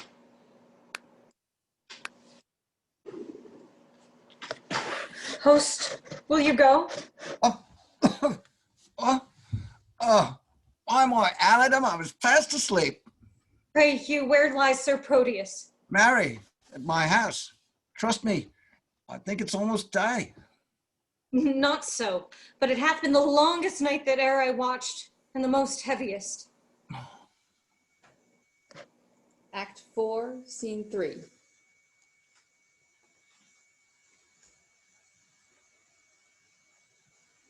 This is the hour that Madame Sylvia entreated me to call and know her mind. There's some great matter she'll employ me in. Madam! Madam! Who calls? Your servant and your friend, one that attends your ladyship's command. I am thus early come to know what service is your pleasure to command me in. O Eglamour, thou art a gentleman. Think not I flatter, for I swear I do not. Thou art not ignorant of what dear goodwill I bear unto the banished Valentine, nor how my father would enforce me marry vain Thurio, whom my very soul abhors. Thyself hast loved, and I have heard thee say no grief did ever come so near thy heart as when thy lady and thy true love died, upon whose grave thou vowedst pure chastity. Sir Eglamour, I would to Valentine, to Mantua, where I hear he makes abode, and for the ways are dangerous to pass, I do desire thy worthy company, upon whose faith and honor I repose. Urge not my father's anger, Eglamour, but think upon my grief, a lady's grief, and on the justice of my flying hence to keep me from a most unholy match, which heaven and fortune still rewards with plagues. Madam, I pity much your grievances, which, since I know they virtuously are placed, I give consent to go along with you. When will you go? This evening coming. Where shall I meet you? At Friar Patrick's cell, where I intend holy confession. I will not fail your ladyship. Good morrow, gentle lady. Good morrow, kind Sir Eglamour. Act 4, Scene 4.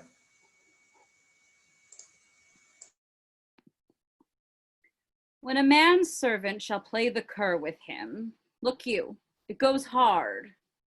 One that I brought up of a puppy, one that I saved from drowning when 3 or 4 of his blind brothers and sisters went to it. I was sent to deliver him as a present to Mistress Sylvia from my master. And I came no sooner into the dining chamber, but he steps me to her trencher and steals her capon's leg. 'Tis a foul thing when a cur cannot keep himself in all companies. If I had not had more wit than he to take a fault upon me that he did, I think verily he had been hanged for it. Sure as I live, he had suffered for it, you shall judge. He thrusts me himself into the company of 3 or 4 gentlemen like dogs under the Duke's table. He had not been there, bless the mark, a pissing while, but all the chamber smelt him. Out with the dog, says one. What cur is that? Says another. Whip him out, says the third.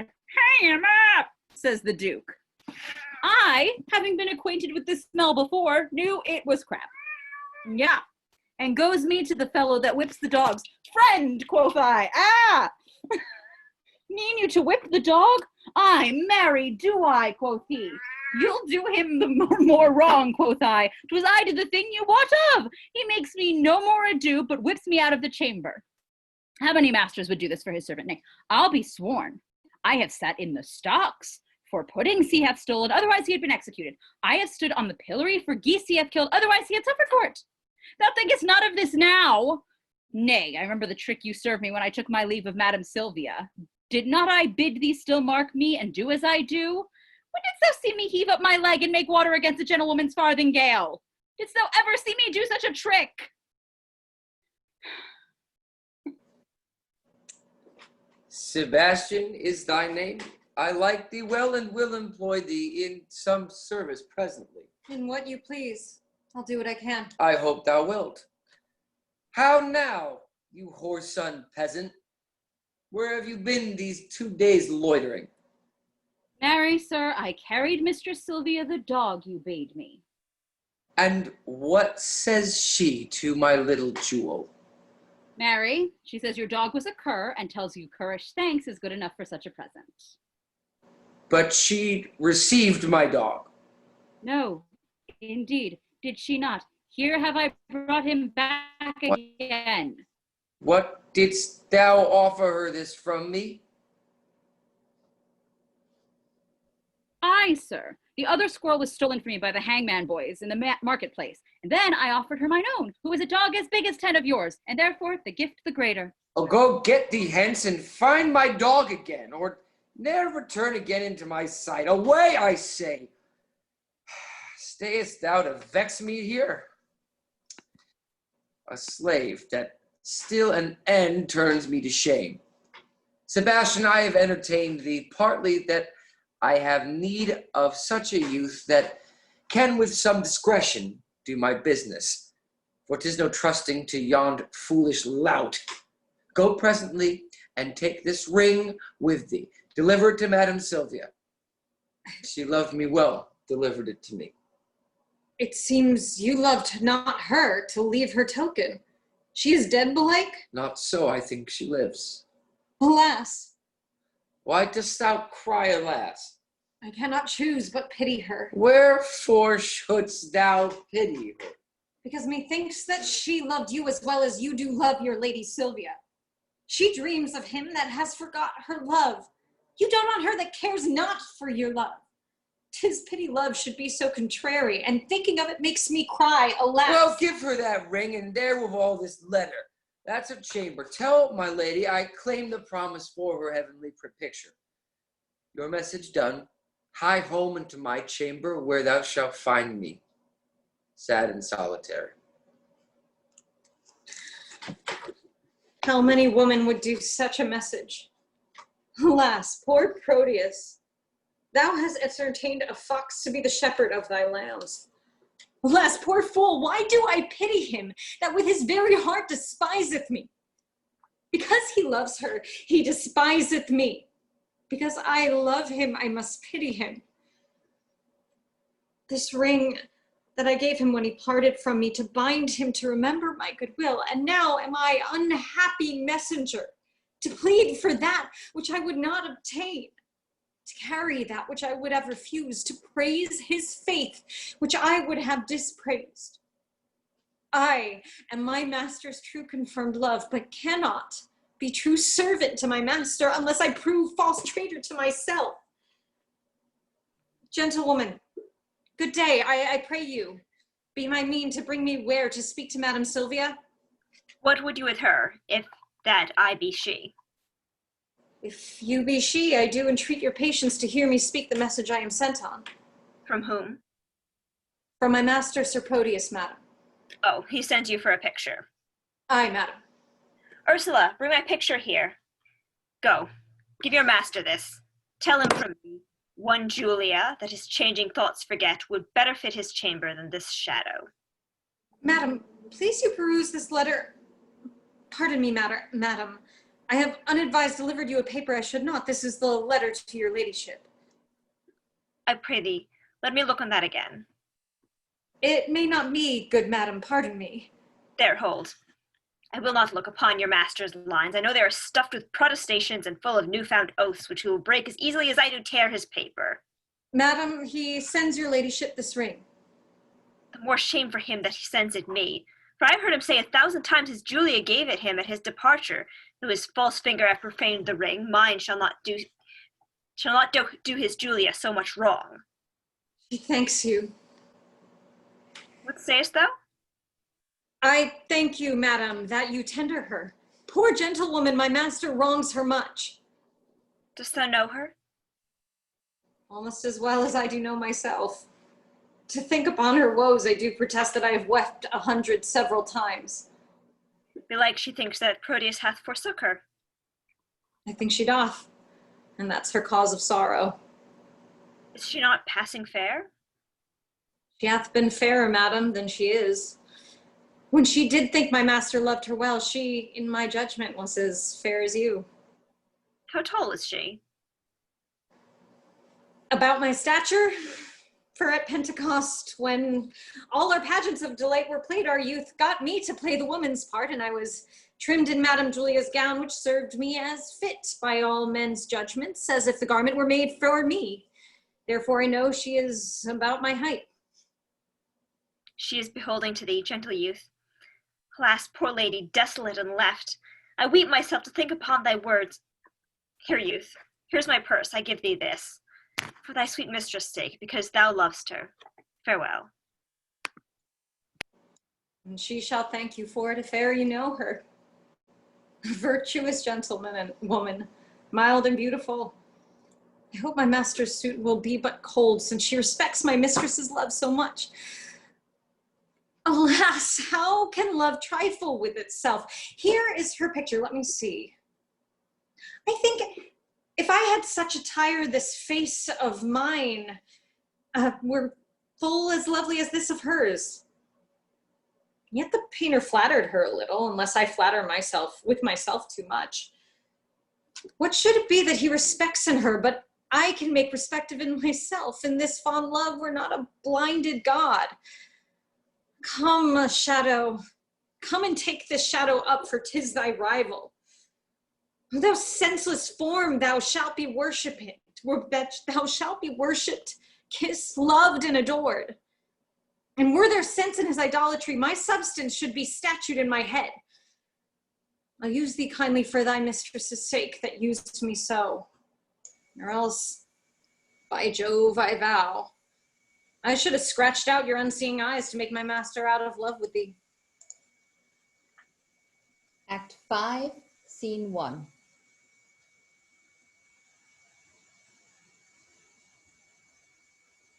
The sun begins to gild the western sky. And now it is about the very hour that Sylvia at Friar Patrick's cell should meet me. She will not fail, for lovers break not hours, unless it be to come before their time. So much they spur their expedition. See where she comes. Lady, happy evening. Amen, amen. Go on, good Eglamour, out of the postern by the abbey wall. I fear I am attended by some spies. Fear not, the forest is not 3 leagues off. If we recover that, we are sure enough. Act 5, Scene 2. Sir Proteus, what says Sylvia to my suit? Oh, sir, I find her milder than she was, and yet she takes exceptions at your person. What, that my leg is too long? No, that it is too little. Well, I'll wear a boot to make it somewhat rounder. Love will not be spurred to what it loathes. How likes she my discourse? Ill when you talk of war. But well when I discourse of love and peace? But better indeed when you hold your peace. What says she to my valor? Oh, sir, she makes no doubt of that. She needs not when she knows it cowardice. Considers she my possessions? Oh, aye, and pities them. Wherefore? That such an ass should owe them. That they are out by lease. Here comes the Duke. How now, Sir Proteus? How now, Thurio? Which of you saw Sir Eglamour of late? Not I. Nor I. So you my daughter? Neither. Why then, she's fled unto that peasant Valentine, and Eglamour is in her company. 'Tis true, for Friar Lawrence met them both, and he and Penance wandered through the forest. Him he knew well, and guessed that it was she, but being masked, he was not sure of it. Therefore I pray you, stand not to discord. Dispatch, sweet gentlemen, and follow me. Why, this it is to be a peevish girl that flies her fortune when it follows her. I left her, more to be revenged on Eglamour than for the love of reckless Sylvia. And I will follow more for Sylvia's love than hate of Eglamour that goes with her. And I will follow more to cross that love than hate for Sylvia is gone for love. Act 5, Scene 3.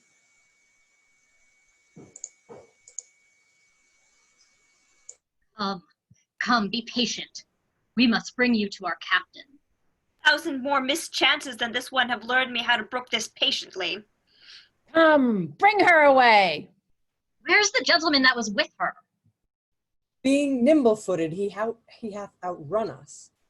But Moises and Valerius follow him. Go thou with her to the west end of the wood. There is our captain. We'll follow him that's fled. The thicket is beset. He cannot escape. Come, I must bring you to our captain's cave. Fear not. He bears an honorable mind and will not use a woman lawlessly. Valentine, this I endure for thee. Act 5, Scene 4. How use this breed a habit in a man? This shadowy forest, unfrequented woods.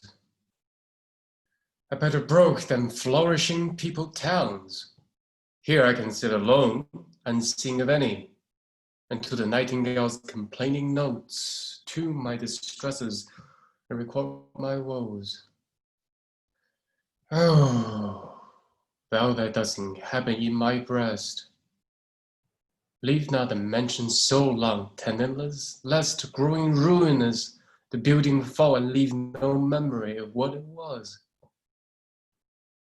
Repair me with thy presence, Sylvia. Thou gentle nymph, cherish thy forlorn swain. What hallowing and what stirred us today? These are my mates that takes their wills their law, have some unhappy passenger in chase. They love me well, yet I have much to do to keep them from uncivil outrages. Withdraw thee, Valentine. Who's this that comes here? Madam, this service I have done for you, though you respect not aught your servant doth, to hazard life and rescue you from him that would have forced your honor and your love. Vouchsafe me for my meed but one fair look. A smaller boon than this I cannot beg, and less than this I am sure you cannot give. How like a dream is this I see and hear? Love, let me patience to forbear a while. Miserable, unhappy that I am. Unhappy were you, madam, ere I came, but by my coming I have made you happy. By thy approach thou makest me most unhappy. And me when he approacheth to your presence.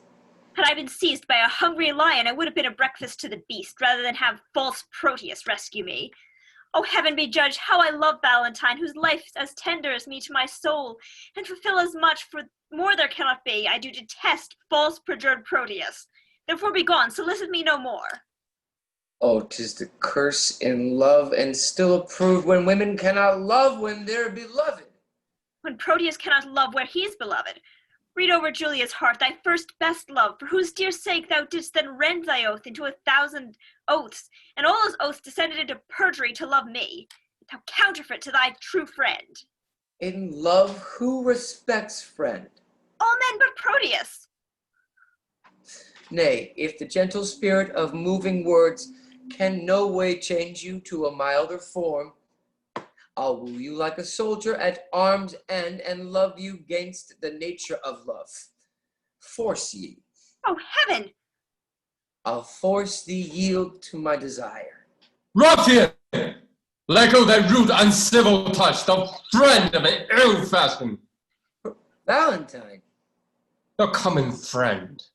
That's without faith, war, love. For such is a friend now, not by my eyes who have persuaded me. Nor again I'll say I have one friend alive. Thou wouldst disprove me. Who should be trusted when one's own right hand is perjured to the bosom? Proteus, I am sorry, I must never trust thee more. But count the world stranger for thy sake. The private wound is deepest. Oh, time most occurs amongst all woe, our foes, that a friend should be the worst. My shame and guilt confounds me. Forgive me, Valentine. If hearty sorrow be a sufficient ransom for offense, I tender it here. I do as truly suffer as ere I did commit. Then I am paid. And once again I do receive the honest, who by repentance is not satisfied is nor of heaven nor earth. For these are pleased, and penance the eternal's wrath appeased, and that my love may appear plain and free. All that was mine, Sylvia, I give thee. Oh, me unhappy. Well, look to the boy. Why, boy, why, how now? What's the matter? Look up. Speak. Oh, good sir, my master charged me to deliver a ring to Madame Sylvia, which out of my neglect was never done. Where is that ring, boy? Here it is. This is it. Ah, let me see. Why, this is the ring I gave to Julia. Oh, cry you mercy, sir. I have mistook. This is the ring you sent to Sylvia. But how camest thou by this ring? At my depart, I gave this unto Julia. And Julia herself did give it me, and Julia herself hath brought it hither. How? Julia. Behind her that gave aim to all thy oaths and entertained them deeply in her heart. How oft hast thou with perjury cleft the root? O Proteus, let this habit make thee blush. Be thou ashamed that I have took upon me such an immodest raiment. If shame live in disguise of love, it is the lesser bid modesty finds. Women to change their shapes, then men their minds. Then men their minds, 'tis true. O heaven, were man but constant, he were perfect. That one error fills him with faults, makes him run through all the sins. Inconstancy falls off ere it begins. What is in Sylvia's face but I may spy more fresh in Julia's with a constant eye? Come, a hand from either. Let me be blessed to make this happy close. 'Twere pity two such friends should be long foes. Bear witness, heaven, I have my wish forever. And I mine.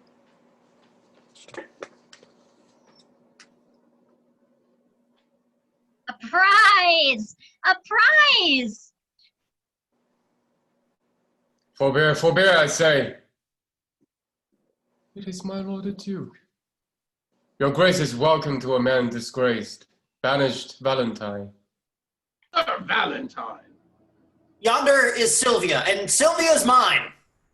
Thurio, give back, or else embrace thy death. Come not within the measure of my wrath. Do not name Sylvia thine. If once again Verona shall hold thee, here she stands. Take but possession of her with a touch. I dare thee, but to breathe upon my love.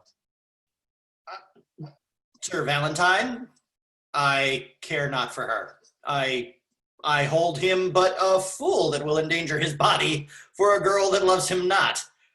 I claim her not, and therefore she is thine. The more degenerate and base art thou, to make such means for her as thou hast done, and leave her on such slight conditions? Now by the honor of my ancestry, I do applaud thy spirit, Valentine, and I think thee worthy of an empress's love.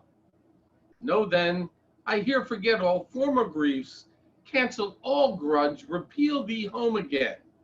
Plead a new state in thy unrivaled merit, to which I thus describe Sir Valentine. Thou art gentleman and well derived. Take thou thy Sylvia, for thou hast deserved her. I thank your grace. The gift has made me happy. I now beseech you, for your daughter's sake, to grant one boon that I shall ask of you. I grant it, for thine own errand be. These banished men that with us are men endued with worthy qualities. Forgive them what they have committed here, and let them be recalled from their exile. They are reformed, civil, full of good, and fit for great employment. Worthy Lord. Thou hast prevailed. I pardon them in thee. Dispose of them as thou knowest their deserts. Come, let us go. We will include all jars with triumph, mirth, and rare solemnity. And as we walk along, I dare be bold with our discourse to make your grace to smile. What think you of this page, my lord? I think the boy hath grace in him. He blushes. I warn you, my lord, more grace than boy. What mean you that by saying?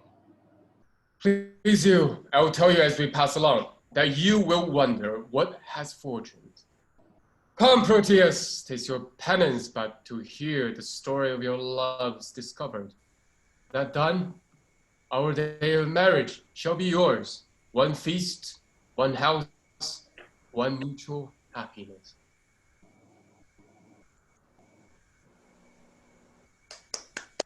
Fantastic show yet again, my friends. I'm always glad to be here at the end of these shows. Thank you so much for joining us tonight. Livingroom Shakespeare is always happy to have you here to see us and for us to be here to see you. It is a fantastic joy for us each and every week to come out and do a show, and we just hope that it is as much fun for everybody out there as it is for us.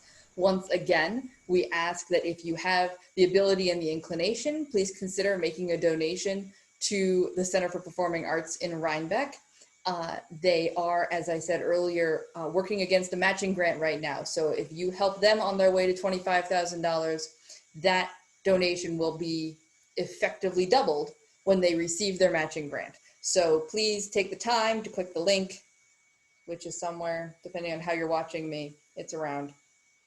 Either here on the post or up, either here on the post or up in the post, oh goodness, to go over to their website and make a donation. And they will be so appreciative of your support during these difficult times. And hopefully we will all be back on stage soon. So without further ado, again, our cast tonight in the role of the first outlaw, we had Kelly. Hey, everybody. Thank you very much. And in the second outlaw, we had Wendy. Thank you. And the third outlaw was Michelle.